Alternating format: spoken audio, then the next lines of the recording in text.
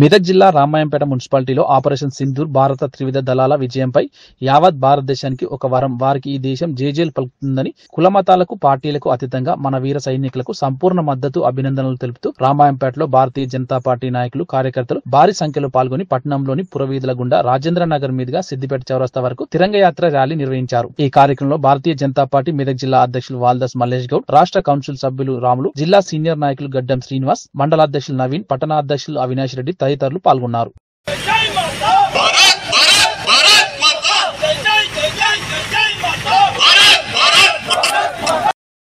పట్టణంలో తిరంగ యాత్ర నిర్వహించుకోవడం జరిగింది. ఈ యొక్క యాత్రలో పాల్గొన్న అందరికీ కూడా పేరు పేరున పాదాభివందనాలు చేసుకుంటూ, మరి ప్రధాని నరేంద్ర మోడీ గారు మొట్టమొదటిగా ఆయన ప్రధానమంత్రి కాగానే ఆయన దృష్టి అంతా మన దేశ సైనికుల పైన పెట్టడం జరిగింది.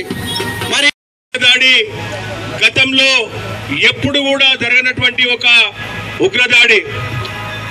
భార్య ముందు, తల్లి ముందు, చెల్లి ముందు పురుషులను, అక్కడికి వెళ్ళినటువంటి పర్యాటకులను బట్టలు విప్పి ఏ కులం అని అడిగి, ఏ పేరు అడిగి, ఏ మతం అని అడిగి కూడా మరీ చంపడం జరిగింది.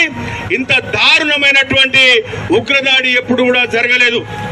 దానికి ధీటుగానే నరేంద్ర మోడీ గారు త్రివిధ దళాలను ఏకం చేసి వాళ్ళందరికీ కూడా స్వేచ్ఛనివ్వడం జరిగింది. ఆ స్వేచ్ఛనివ్వడం వలన కేవలం 22 నిమిషాల లోపల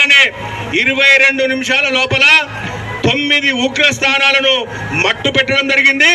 అప్పుడు పాకిస్తాన్ దేహి అని కాళ్ళ బేరానికి రావడం జరిగింది. సమయం లోపల ఏదైతే ఉగ్రవాదుల లక్ష్యాలు ఉన్నాయో దాన్ని పూర్తిగా ఛేదించి 23 నిమిషాల లోపల 9 ఉగ్రవాద స్థానాలను ధ్వంసం చేసినాం.